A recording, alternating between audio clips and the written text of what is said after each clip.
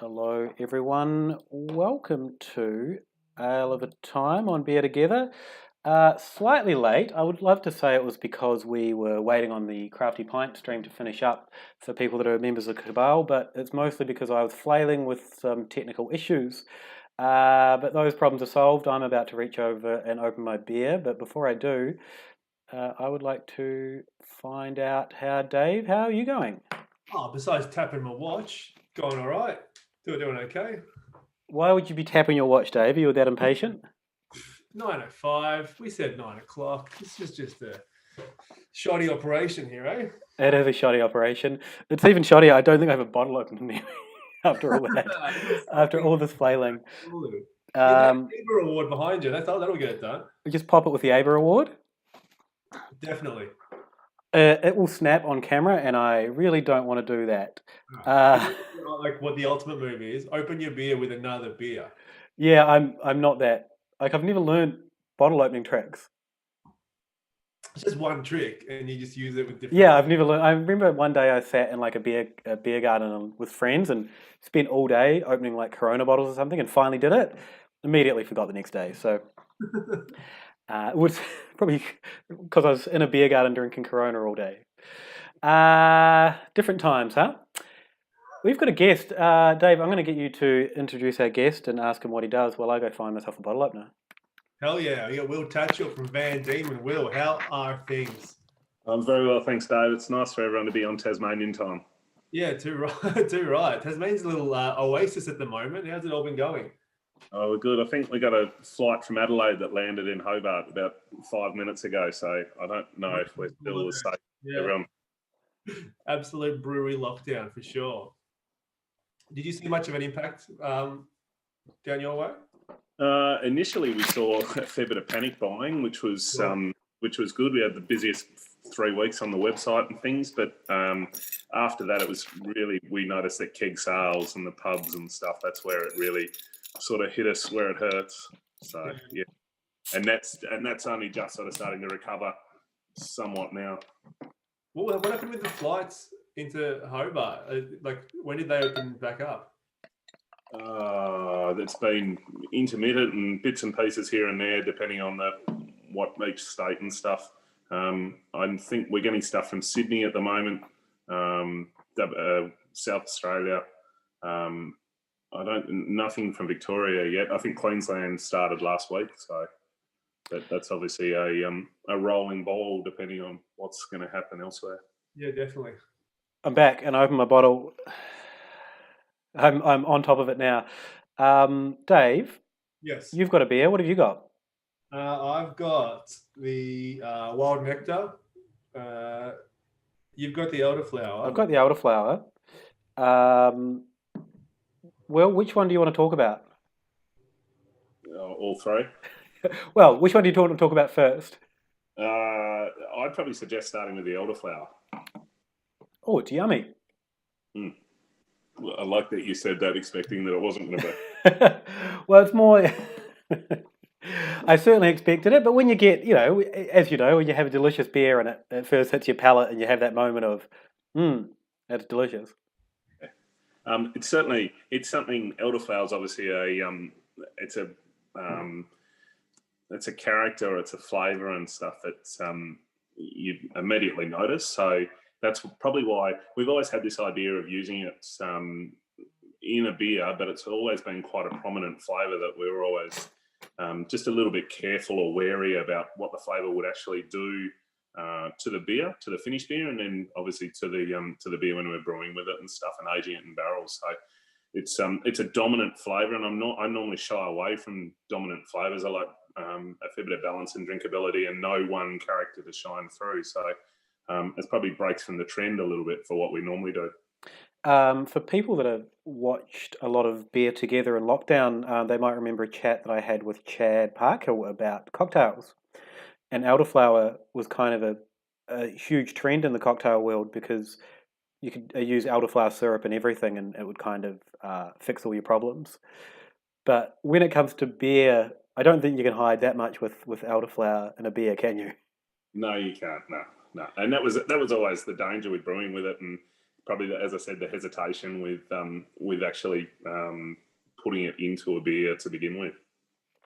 How do you use elderflower? Oh, well, I don't know if there's a right or wrong answer for that. I can tell you how we used it. How did you use it?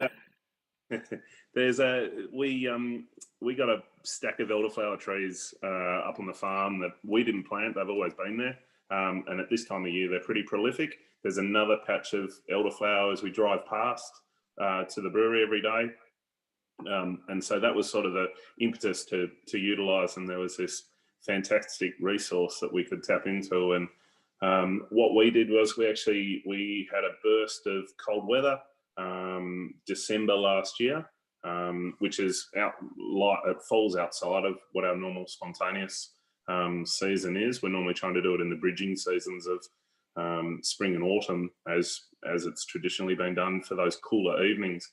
But we got a burst of cold weather, unsurprisingly, in Tassie at the start of December, and it was the blossom of the elderflower was ripe and ready to go. And so into the cool ship, we actually put around 2 kilos of elderflower blossom and let it steep in there overnight as the temperature dropped and the wort temperature dropped, and then wrapped it into oak barrels the next morning along with the residual elderflower that was in there. And it sat around for what actually then went through fermentation. The most rapid fermentation that we've seen on a spontaneous beer. It hit terminal gravity at after 3 months, which we're normally looking at no action happening in barrel until sort of 6 to 9 months of flavour generation and gravity sort of really starting to drop. So this was, I don't know if it was climatic conditions. I don't know if there was something on the flowers that potentially attributed to that fermentation happening a lot quicker. But yeah, I think that's when you taste it, Luke. There's that dry, effervescent character, which is largely in part to that rapid fermentation. There's been a couple of elderflower lambics. I can't remember who did them now. Lindeman's did one, I think. They've done every other fruit, so yeah, and that was always one of my favourites, and I'm immediately kind of recalling that that sense of lambic, which is obviously where you're getting your inspiration from. Yep. You talked about seasons just then as well. First question is, how close does your climate mirror Brussels or so that part of Belgium where lambics are made? Do you know? Off the top of my head, I wouldn't know. I can't. I know Tassie sits between the 40th and 42nd parallel. I don't know what Belgium is. Yeah, right. I reckon they're probably slightly higher, because they get more snow than what we do. I guess if they grow hops, you guys grow hops. Yeah, it's probably a. It wouldn't be too dissimilar. I don't reckon it'd be bang on the same though. So how do you know what the right conditions are? Like, and I guess how closely are you watching the weather during the season that you're going, all right, today I'm going to have to brew and then put something into the cool ship? Yeah, I focus on the weather pretty heavily. That's largely down to what's been done previously with lambic brewers and what they've done historically. But then it's also what we've been brewing these for 6.5, 7 years. And so we've got a nice little back catalogue of understanding of what works, what doesn't. So we take a weather map, a snapshot, 72 days, or if we're going to brew something, a spontaneous beer, we take a weather snapshot, a 72-hour window of what occurs on the lead up to brew day, so that we can then subsequently look back and see whether or not a wind strength or a wind direction or a particular temperature and things does make a significant difference. So, I mean, even at the moment, I'm looking to try and fit in potentially another spontaneous brew before Christmas. And that'll be largely dependent upon whether or not we can get below 4 degrees overnight between now and then. Now, as I said, we're Tasmania, so I'm pretty sure something should be able to sneak along at some stage in the future. So I remember chatting to Costa from La Sirene and his experiments with cool ships. and he was talking about experimenting outside of the months to see what he was picking up on. I think he said some 30-degree days. Do you remember that, Dave? Yeah, I remember he wanted to try and replicate the same, well, more or less the same brew with the cool ship in different temperatures, different positions in his at the brewery, just to try and, I guess, plot the variances that each of those elements would bring. I think the biggest example he had of that was the Wild Tripel. He had 2 batches. It was fermented pretty cool, and one that was fermented really hot. And I think the hot ferment was like a standout, awesome batch. So I'd be interested to follow up with him about that one, actually. Yeah. So, Will, when it comes to yours, have you sort of experimented out of those windows and? Well, we're probably getting a few more cooler days than 30 degrees. We're probably somewhat limited there. It's probably something that it's probably the next step for us. The logical step is to brew completely out of season and not necessarily be dictated as heavily by the temperatures overnight and stuff. Again, it's probably just building up to that understanding of what we've done previously, the expectation of what might potentially happen, even though that we've probably got no idea at the end of the day. It's more a case of making sure that we're not making a huge mistake by going to put thousands of litres of beer into oak barrels and then it not eventuating to where we actually want it. So I think it's a progressive curve that we're probably heading towards anyway. Yeah. I guess what's the reason for the cooler months? What are you sort of trying to encourage and avoid? Again, historically, if the temperature drops below 4 degrees overnight, there or thereabouts, or anywhere between sort of 1 and 6 degrees, what we tend to find and what's been found historically is that there's still a favourable number of yeasts floating around in the air, but there's a minimisation of unfavourable yeasts and bacteria. So as far as a ferment profile goes, you're picking up the best of what's potentially about.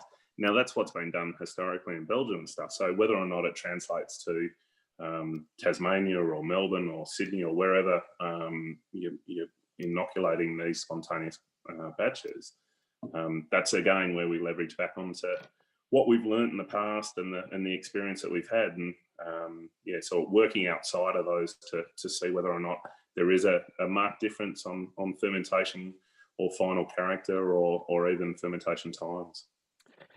It's quite interesting. You said, how long have you been sort of experimenting with this? Did you say 7 years? Yeah, about 7 years.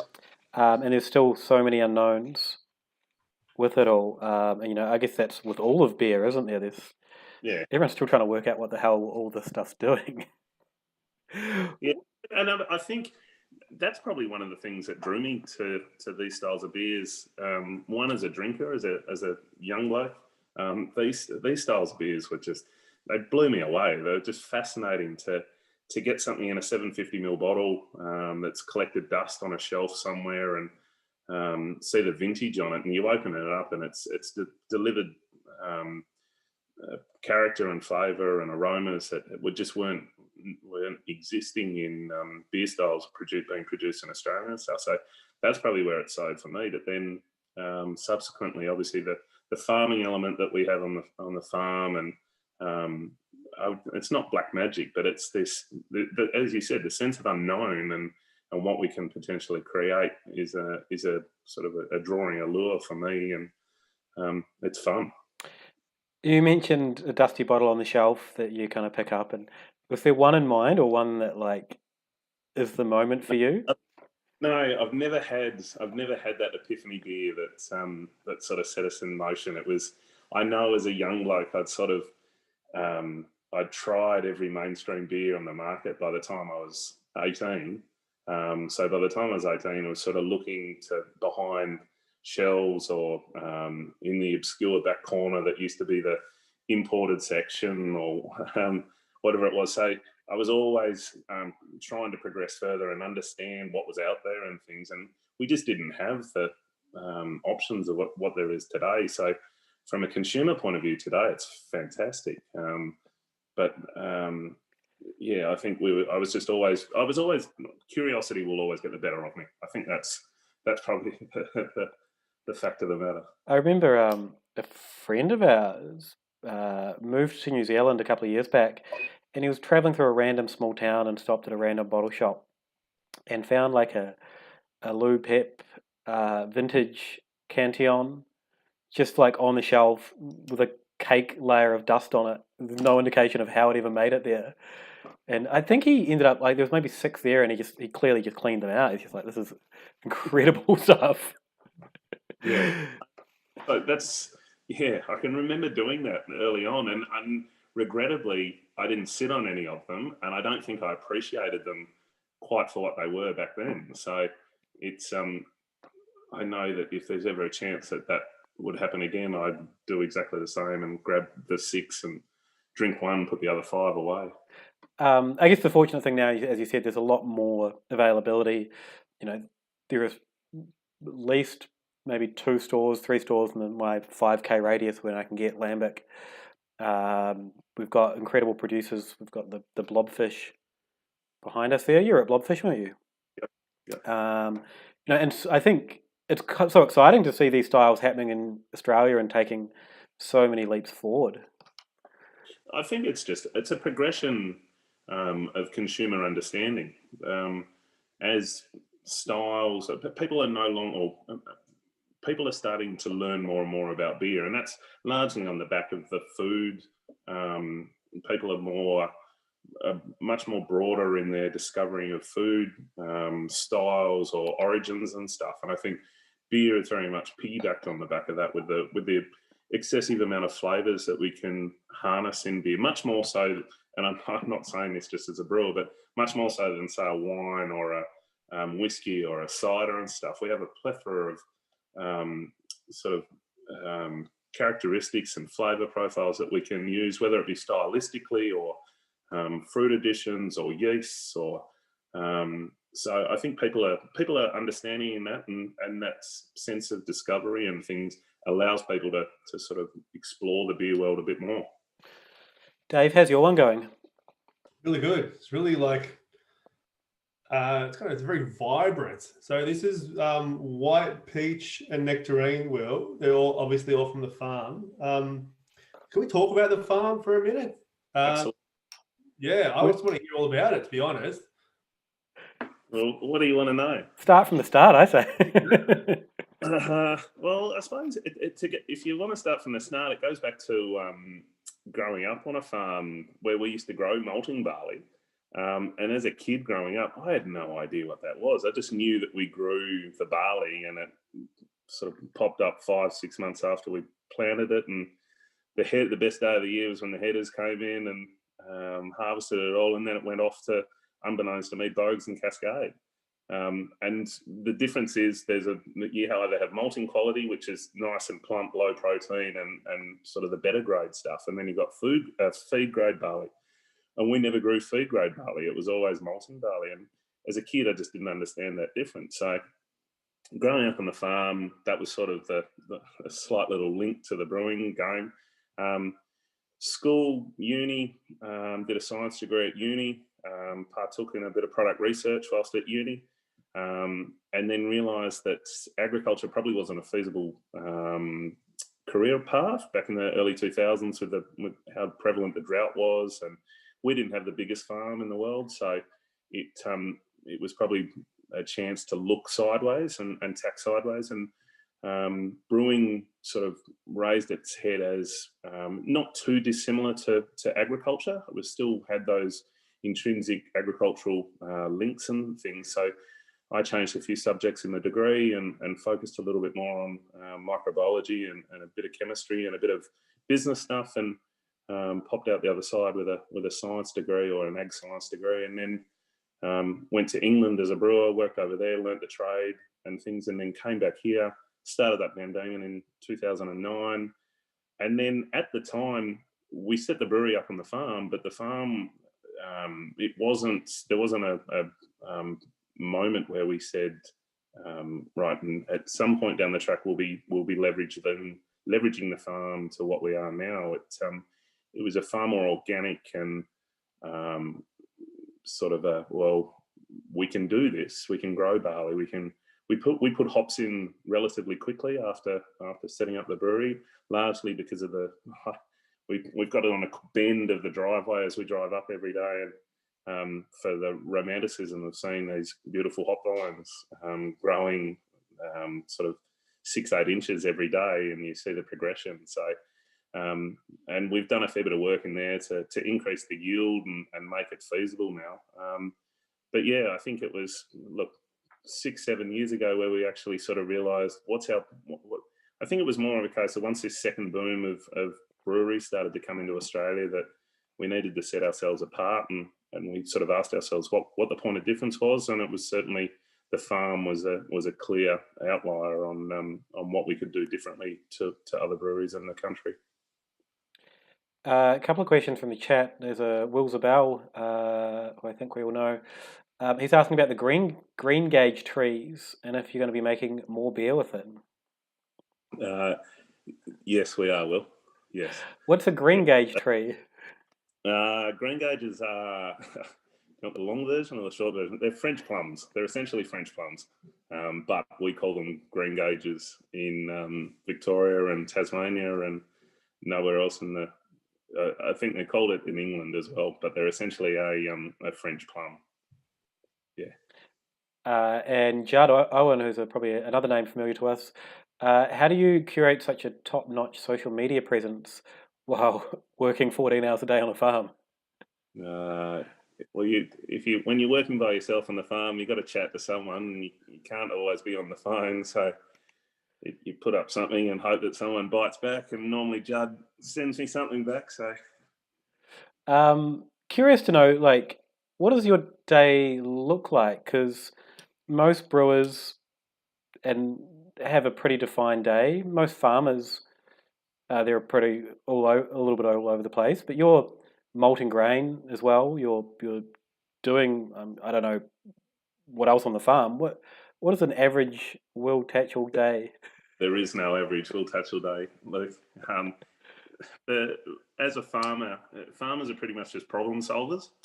You can have the best laid plans in the world, and all you need is livestock to get out, or a fence to go down, or a irrigation pump not to work, or something to be completely thrown out, or a piece of machinery to break down, and it's you've got to deal with it, and it might set you back a period of time.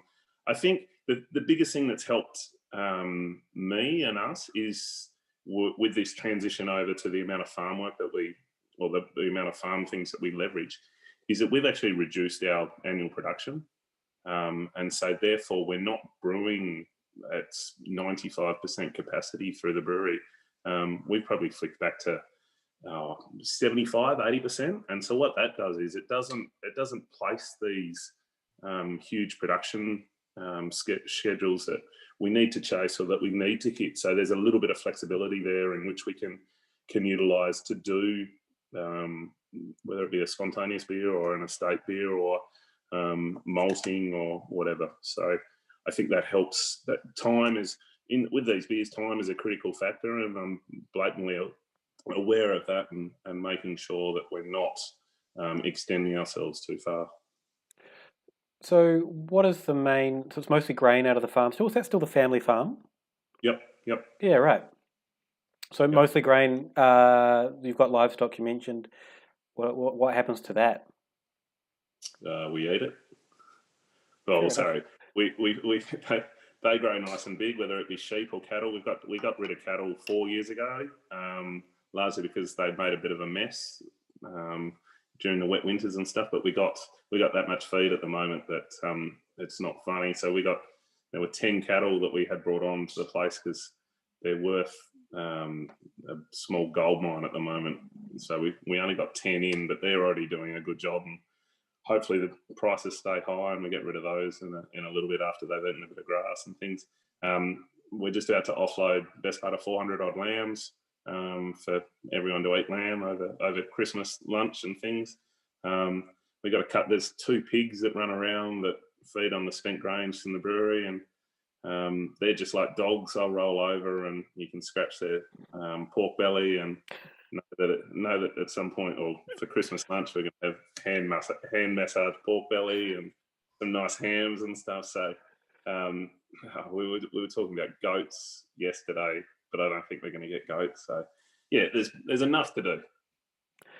I just realised I have no idea how a farm works, and I mean I grew up going and visiting my friends' farms. I can tell that with the question. Well, like I've spent tons of time on farms, but it was always just dicking around in the hay shed and like probably rolling the bales of hay and dicking around on a four-wheeler and not having to worry about.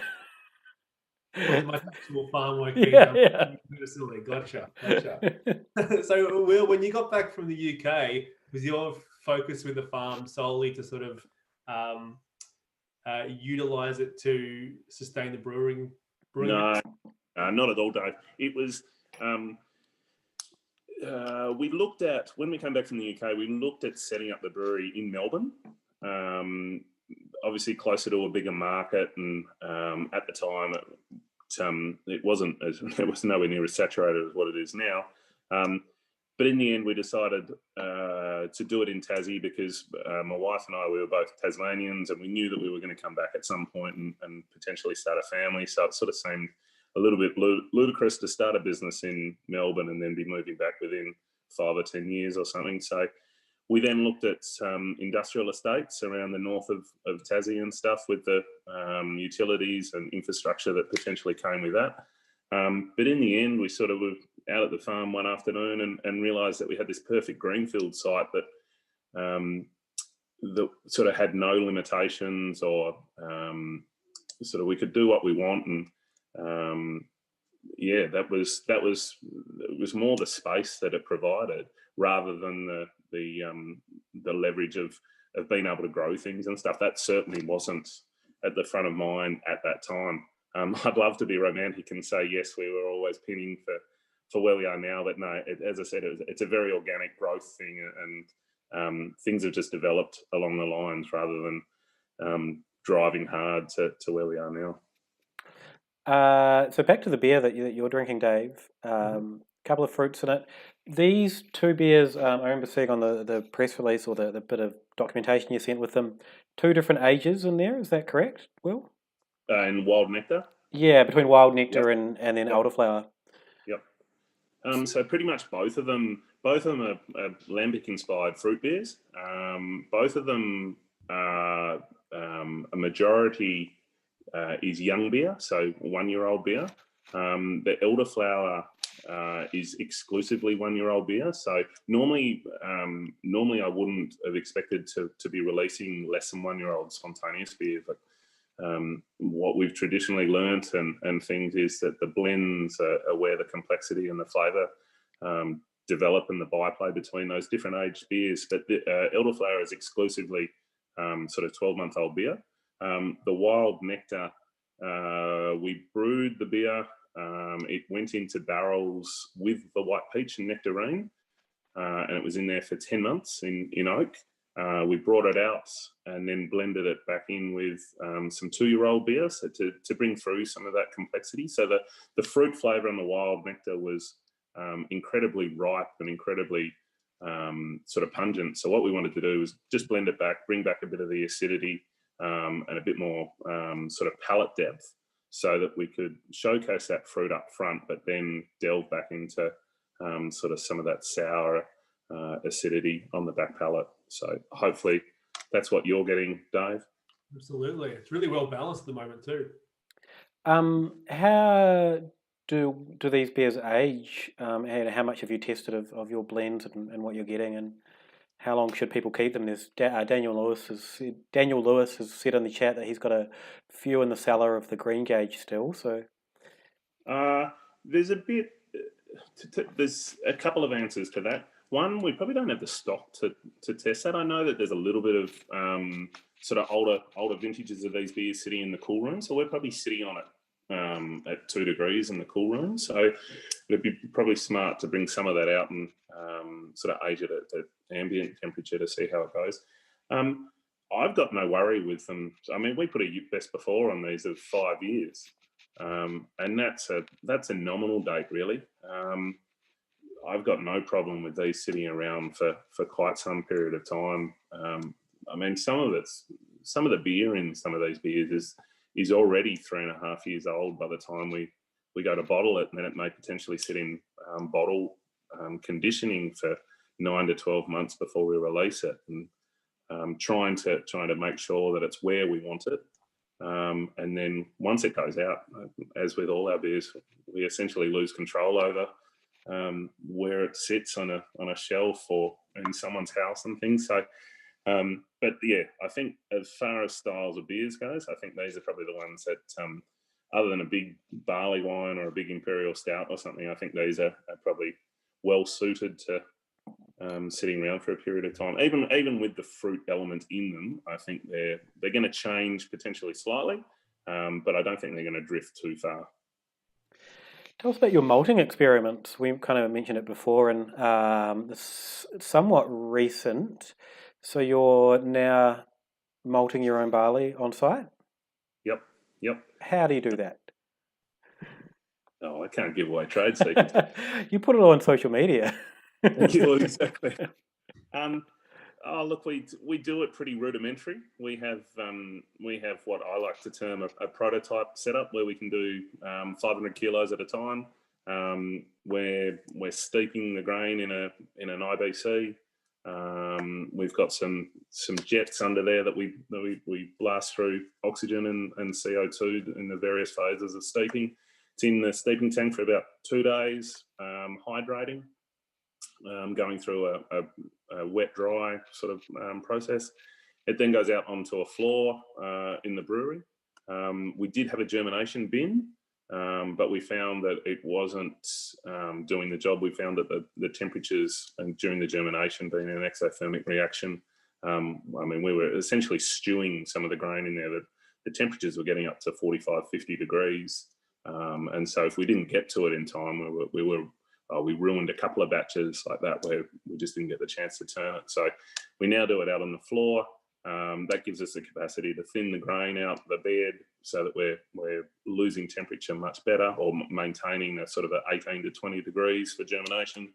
It's there for probably 5, 6, 7 days, depending on the ambient temperature and whether or not we've just started doing chip malt, which is a much easier malt to produce. So we're only germinating for 2 to 3 days, and then throwing it into the kiln rather than taking it out to full germination.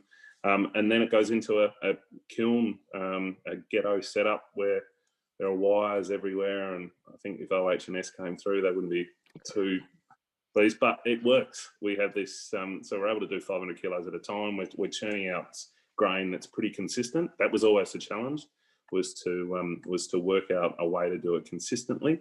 We didn't, much like brewing a beer, we don't want huge batch variation. We needed to know what we were doing was consistent. So we've sort of done that. And we're now just starting to we have done for the last 12 months, started to use our own malt in our core range beers. Which is a bit of a stress that you're still not confident in. Like, it's much easier to pick up the phone and call a supplier and get a spec sheet in and know exactly what's going to happen. Whereas the moment we're sort of transitioning in sort of 20, 30, 40% of our own malt, we sort of potentially start playing with fire. But at this stage, that's where we after that consistency on the malting side of it, so that we're confident utilising it and using it in the brewery. So the next step for us is, look, I'm hesitant to say getting bigger, because that's a whole nother kettle of fish. I think probably just, again, nailing down the process. We've got a few variety trials of different barleys. So really trying to work out what barleys, even historical sort of varieties and things, which ones malt better and then subsequently brew better. So I mean, we grow Schooner now, which Stu from Voyager Craft Malt and the Riverina, he thankfully lent us or sold to us some seed a couple of years ago, and we found that's a phenomenal grain or phenomenal variety of barley to malt with and then brew with. Much compared to some of the more modern varieties, which are grown as a commodity, and yield is the biggest determining factor we're putting it into the ground. We're after something like schooner, which flavour is our key marker that we're trying to do, and we have a very short feedback loop. We're able to grow it. We have full control over the growing, full control over the malting, and then brewing with it. We've got a very short feedback loop in knowing whether or not things are working. So it's nice. It's nice to have that level of control. It's also a little bit risky in that we're sort of well, not out of the loop, but we're certainly not 100% our own grain at this stage. It's interesting you mentioned the spec, reading the specs of the malt that you buy, and I know that there's a lot of brewers that are always kind of interested in learning more about the specs of their malt and how to understand how it's all working.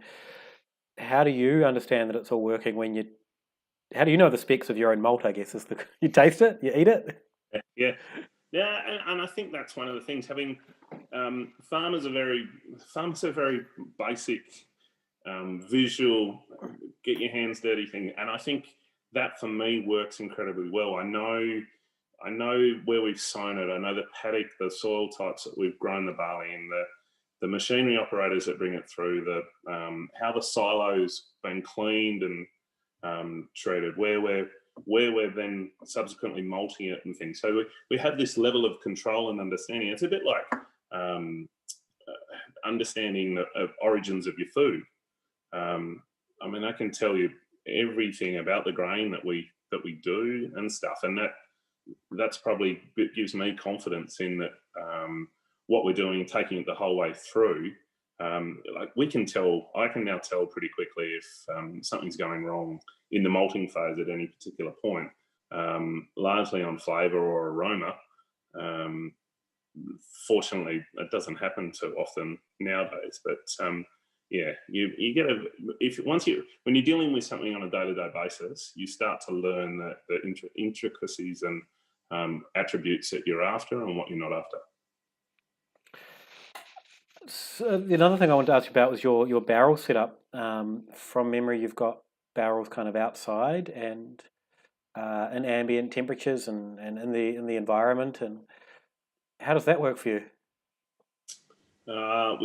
We've reduced the amount of barrels that we've got sitting outside nowadays, largely because they just dry out so quickly. We noticed we didn't lose a heap of beer because they dried out, but we certainly, the age of the barrels or the subsequent use of them once they've been outside was certainly less than something that we're sitting in under a shed or inside. But again, it's like everyone's problem. Even though we're on the farm, we run out of space under cover. So that's largely why we've always tried to work ahead of the game with regards to these spontaneous beers or whatever we've got in barrel, so that we do have a back catalogue in which to work back to. So at that time, a couple of years ago, when we did have quite a few barrels outside, that was when we were going through quite a brewing heavy period to try and get this program ahead of the game. So that then now that we're starting to blend back in 2 and 3 year old stuff, we have a level of beer that we're able to do that, so that we're not just having to grab what is there. We can actually start to pick and choose for attributes. So it sort of opens us up that way. But yeah, we're trying to minimise what we're storing outside, or even now as we start to get a bit warmer, potentially moving or using some of those. We have noticed that the stuff that does sit outside certainly accelerates its aging and fermentation, which is logical. So, yeah. When you say we, do you have a team helping you brew, or just the farm crew, or is it your family? It's a funny question. No, we don't. We used to have an assistant brewer, Stu, who's now from Ocho, who now at Miners Gold.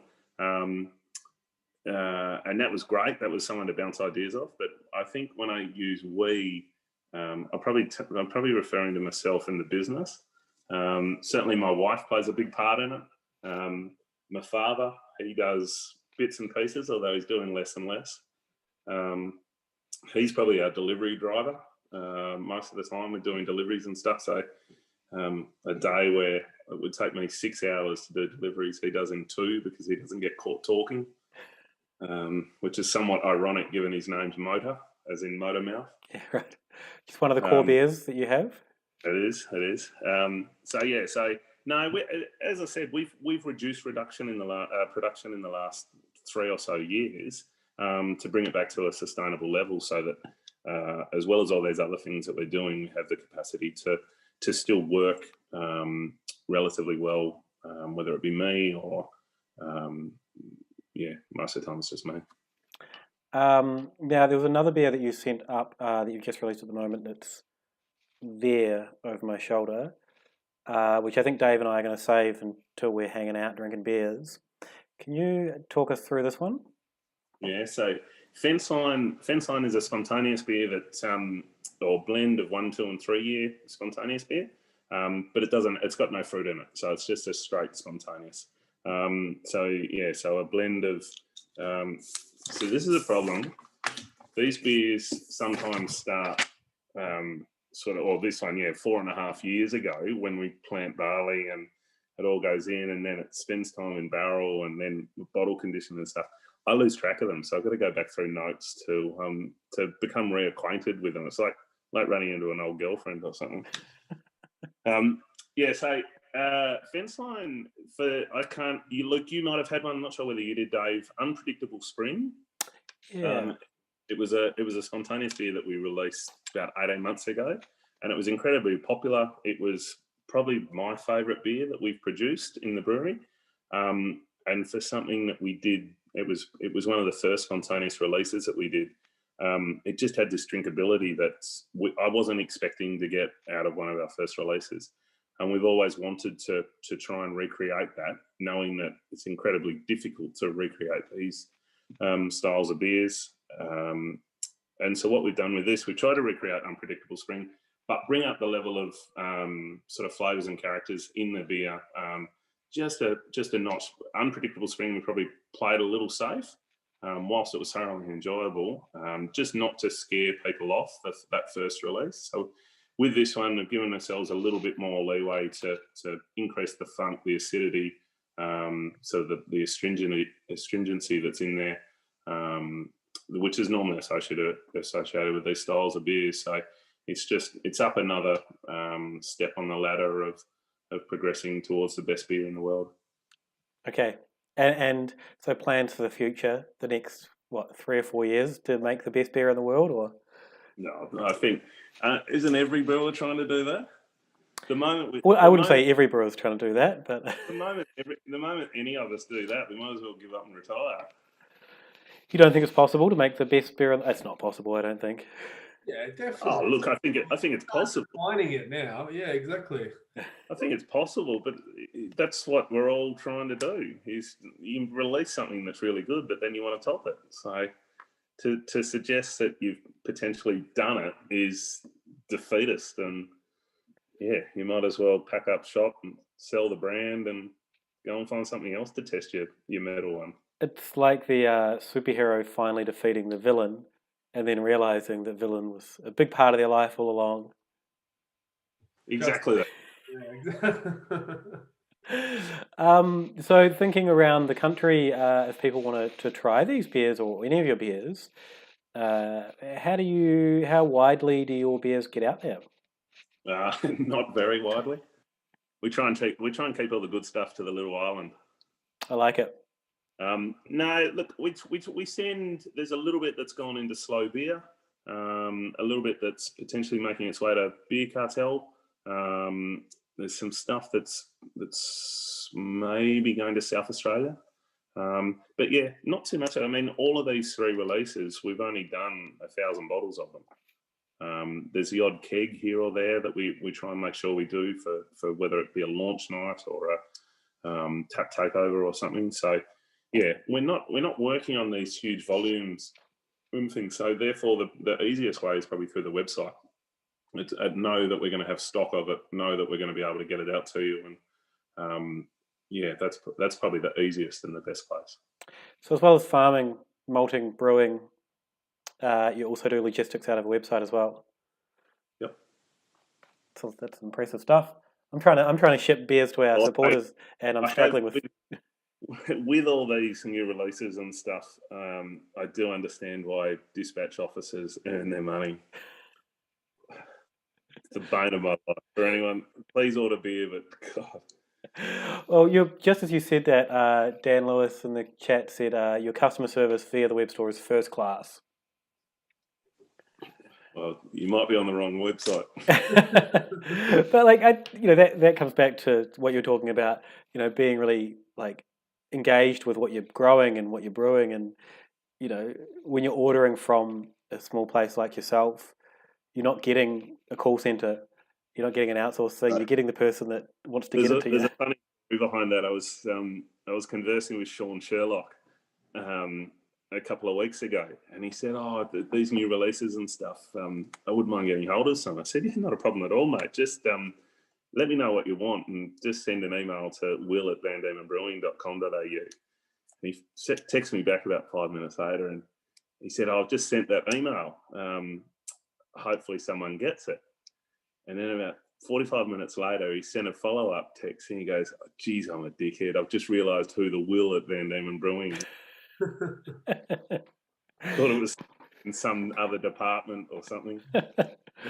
Well, now as a Sean Foghorn Brewery, part of the rebranded Mighty Craft was founders first, so he's probably got a team behind him that's doing all that for him now. No doubt. Judd Owen in the chat as well echoes the excellent service coming out of the web store. I want to know how we get our hands on some Van Dieman steaks and some Van Dieman lamb chops. Where does that meat go?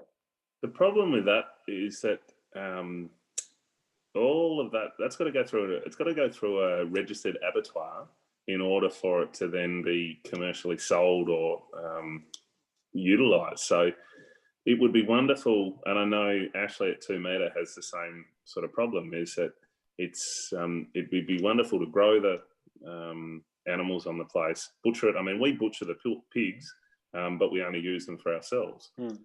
We butcher lambs, we butcher cattle as well, but it's all for our own use. Whereas in an ideal world, we'd be able to have it there, butcher it, hanging in the cool room, ready to go on a spit roast or on a barbecue or whatever whenever events are there. But yeah, there's that link that we need to have an abattoir or a registered killer in order to do that, which is probably safe. I'm not gonna argue with it. Yeah. I know, but it's frustrating. Is that a string to your bow too far? Registering an abattoir. Yeah. I think there's a fair bit of paperwork in brewing, but I think there's probably a tad more in killing beasts and stuff. So, yeah, bloody red tape. Don't get me started at 10 o'clock on a Monday night. You mentioned events. So do you do events out at the brewery? We do minimal ones. Like we're not open to the public. I think that's probably going to change in the next 12 to 18 months. Yeah, we're going to step sideways and probably go into hospitality. I say that through gritted teeth. No, we did a festival last year, the smallest beer festival in the world, called From the Wilderness. 30 people, 4 breweries. Everyone was served by the brewers, and it was phenomenal. But yeah, outside of that, it's just we're not set up for hosting. Yeah, we don't have the facilities in order to receive a huge amount of people and stuff. And I know people would love to come out and see the farm and stuff, but we got machinery moving around and livestock, and it doesn't work. They're 2 very separate beasts: hospitality and production brewing. And then you rope into that farming. Regrettably, something's got to give, and that thing is the hospitality side. The idea of a 30 people 4 brewer festival is pretty good, though, eh, Dave? Yeah. It's kind of the dream. It was. Who were the other 3 brewers? We had Bruny Island, we had Ocho, and we had Hobart Brewing. Awesome. Yeah. What's the community like in Tassie for all the breweries? Dave McGill and I are probably the old guys, so um, look, it's really strong. We it always has been, and it always will be. We all lean on each other when we need something. It's obviously a very close knit community, so I think we know what's going on with each of us pretty intimately. I mean, look, everyone's a competitor, but at the same time, they're your best friends. So and I think I think that can be extended largely to the Australian brewing community, not necessarily just segregated to states. And that's probably what the best thing about the brewing industry is, that ability to pick up the phone or send a message off or run into someone that you haven't seen after 12, 18 months or something, and just continue a conversation that you had somewhere over quite a few drinks and stuff, and pick it up. And it's the people that's the people that make the industry, and they're our biggest that's what we need to invest in, because they're our biggest ally and our biggest strength to this industry. I'm pretty sure I've seen the CEO or GM of Stone and Wood / Fermentum shoveling out your mash tun on social media before. So yeah, I think the first time he's ever seen any hard labour. What does the next the near future look like for you in terms of beer or farming? Beer, we're just going to continue, obviously, putting down. As I said, we're looking for this next spontaneous window. We've got some freshly empty barrels sitting there that I want to backfill with some spontaneous beer. There's in tank at the moment. There's a new estate saison. So we're just making sure that that's right and ready to go. If that gets out before Christmas, it'd be nice. I think I'm doing something with raspberries next week. Clover flowers the following week. What does a clover flower bring to a beer? Guess we'll find out. Guess we'll find out. And then and I think next year, we're probably going to head down this hospitality path of putting something on at the brewery. The challenge at the moment is just trying to work out what that facility looks like. Is it bells and whistles and we jump in the deep end, or is it something that's far more akin to the setting, and we don't necessarily have this huge setup and stuff? So we're just trying to work through that and what it looks like, and more to the point, how we can manage it feasibly. I worked, much like a lot of people, I worked too hard during the week to have my weekends held up with working and things, especially with 3 young kids. And now that they're all starting to do weekend sport and stuff, it lays a little bit of responsibility on my wife and a little bit too much pressure, which always said is not the reason why I got into business for myself. I've always seen Dad as a farmer have that flexibility of being able to turn up at an event or a sports thing or whatever and have that freedom. Yes, you pay for it, and you've got to catch up that time at some point, but that flexibility is key. And hospitality, in my head, sort of holds us. The times that I want to be away from the brewery are the times when everyone else wants to be there. So there's this sort of push and pull that we're going to try and work out. Yeah, which we're not the first, and we won't be the last to have to go through that. Hospitality is great until it's the weekend, and then you realise that. Yeah. Any more questions from you, Dave? Yeah, I want to know about golden pheasants. Well, talk to me about it.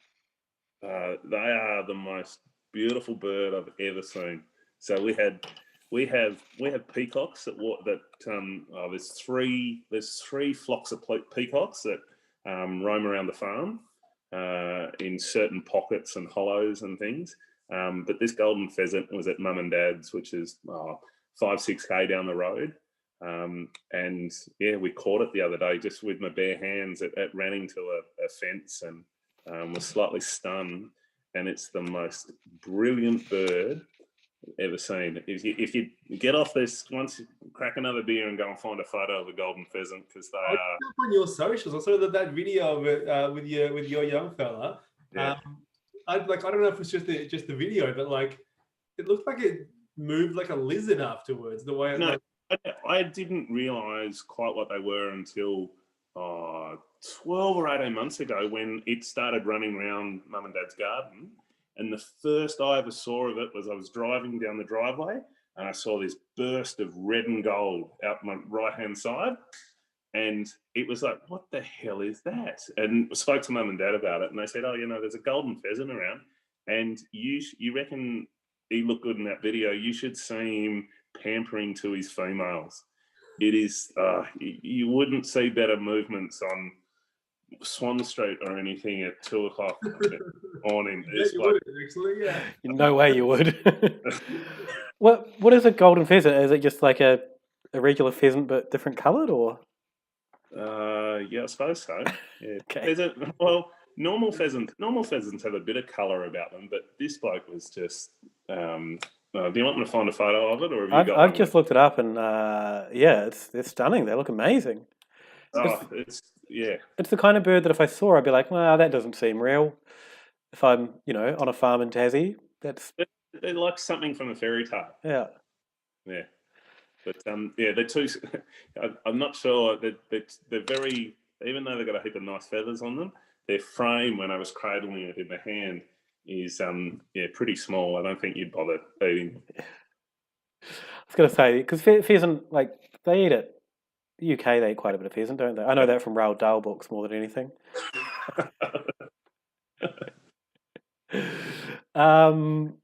Any more questions, Dave? After the golden pheasant chat, it's fascinating. Yeah. Well, where do people find you on the internet? www.van-demonbrewing.com.au or van_Dieman on any of the socials. DIEMAN. Why the AN? Because historically it was flipped between E and A.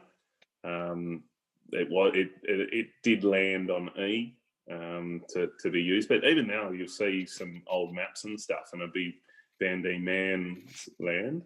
That and Cascade actually held the trademark to Van Dieman setting up, so we sort of flew in under the radar with an A, and they didn't notice, and it's for the reason that we're talking about it now. It's a point of difference and something to talk about, and yeah, it still frustrates the hell out of some people sometimes. No, you spelled it incorrectly. It frustrates the hell out of me just if I'm writing things and going, wait, are they? And then having to Google it. I did it to annoy people like you. Yeah, thanks. I'm sure that's why. Dave, where do people find you? At MeltDave on Twitter. Send me an email, dave@alavatime.com. And you can get me at alavatime.com. Hypothetical Institute for your conspiracy needs. Subscribe to the Beer Together channel if you're listening to this on the podcast, and you can tune in 8:30 Monday nights, maybe 9 o'clock if the Crafty Pint's doing a cabal thing that we don't realise is happening. But it's a good double feature, I reckon, if you're part of the cabal. Roll into a bit of beer together, no worries. And they've just relaunched the cabal, James from the Crafty Pint, so head over to a site and check out the relaunch because you'll get delicious beer and freebies. And speaking of, if you haven't updated your address and you're a patron, you should do it because I've got all these bottles in my house that I will happily drink, but I want to give them to you. So please update your address or email me if you're not sure how to do that. And yeah, the next patron beer is already been bottled. And I've got an artist lined up for the label. They don't know that yet, but I'm going to give them some money and they're going to make us a pretty picture. And it's going to be sick. Dave, are you excited for this one? Yeah, I have no idea what it's going to taste like, even though I've got the tasting notes. Yeah. It's a beer that, talking to this brewer, I don't think he could probably sell. And if he did, he probably wouldn't sell that much of it. So it's perfect for us because I'm very excited to taste it. Thanks so much again, Will, for spending the time with us. And really look forward to tasting the farm line and seeing the next 12 months of delicious beers from you. And hopefully actually visiting. I was supposed to visit earlier this year and it didn't pan out. So I think it'd be nice when we're all able to catch up for beers wherever it is. Yeah, for sure. Cheers, guys. Beautiful, Luke. Dave. Enjoy you, mate.